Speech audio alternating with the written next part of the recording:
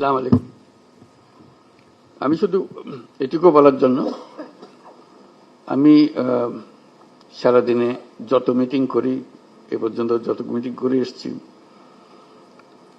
সবচেয়ে বেশি আনন্দ পাই যখন আপনাদের সঙ্গে এরকম বসার সুযোগ পাই, আলাপ করার সুযোগ পাই। কারণ এখানেই সবাই মিলে বাংলাদেশের প্রকৃত ভবিষ্যৎ রচনা করা হচ্ছে। এটা আমাকে শিহরণ জাগায় যে এরকম একটা কাজে আমি জড়িত হতে পেরেছি, নিজেকে যুক্ত করতে পেরেছি। শুধু আপনাদের কথা শোনার জন্য, এটা কিভাবে আপনারা গাইড করবেন, কোথায় নিয়ে যাবেন। আমাদের উপর দায়িত্ব দেওয়া হয়েছিল সংস্কার করার জন্য। আমরা ঠিক বুঝতে পারছিলাম না কোথা দিয়ে শুরু করি। তো প্রথমে আলাপের মধ্যে নানা প্রসঙ্গে ঠিক হলো যে আমরা কিছু কমিশন করে দিই, যেগুলো দ্বারা প্রকৃতপক্ষে ভেতরে গিয়ে জিনিসটা তৈরি করবে। তো এটা দীর্ঘ প্রক্রিয়া, লোক জোগাড় করা ইত্যাদি। শেষ পর্যন্ত আমরা কমিশন করলাম, প্রথম 6টা কমিশন, পরবর্তীতে আরো 6টা। তো তাদেরকে 90 দিন আমরা সময় দিয়েছিলাম দ্রুত গতিতে কাজ করার জন্য। আমরা খুবই আনন্দিত যে তারা করতে পেরেছে। কয়েকটা কমিশন বেশি সময় নিয়েছে, তাতে কোনো অসুবিধা নেই। এখন কমিশনের রিপোর্ট আসলো, এরপরে আমরা যে ঐক্যমত্য গঠন করতে চাচ্ছি সেটা কিভাবে হবে, সেটার থেকে একটা আইডিয়া আসলো যে একটা ঐক্যমত্য কমিশন বলে আলাদা একটা কমিশন করি। তো সেটা যে ফলপ্রসূ হয়েছে, সেটা প্রফেসর আলী রিয়াজ সাহেব যখনই আমার সঙ্গে বৈঠক করেন, আমি অত্যন্ত আনন্দিত হই যেভাবে আপনারা সহযোগিতা করেছেন, আনন্দ সহকারে পার্টিসিপেট করেছেন। এটা কেন জানি আমার মনে হয়েছিল যে এটা হয়তো সবার আগ্রহ হবে না, কবে পাশ কাটিয়ে যাবে বা ভেতরে ঢুকতে চাইবে না।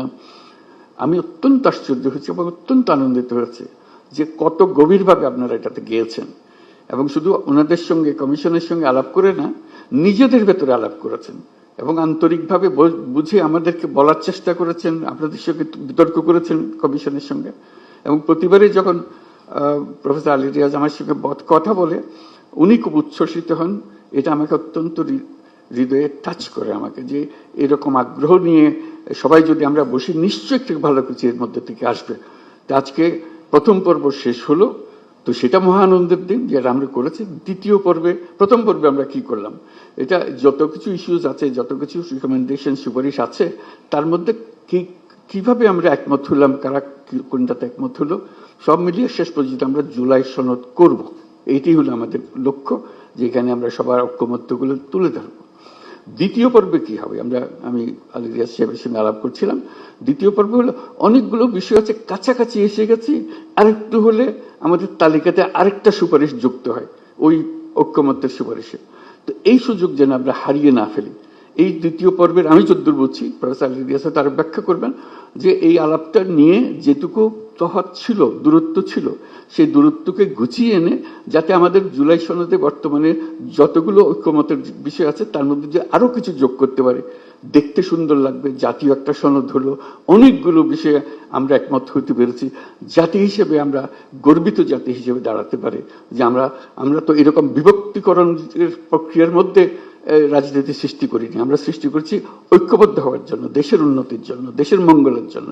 আজকে সেই সবাই উপস্থিত থাকতে পারে, আমি নিজেকে সৌভাগ্যবান মনে করছি। আশা করি আমরা সেই পর্বে ঢুকতে পারবো এবং সেই পর্বে অত্যন্ত চমৎকার একটা জুলাই সনদ আমরা তৈরি করতে পারবো।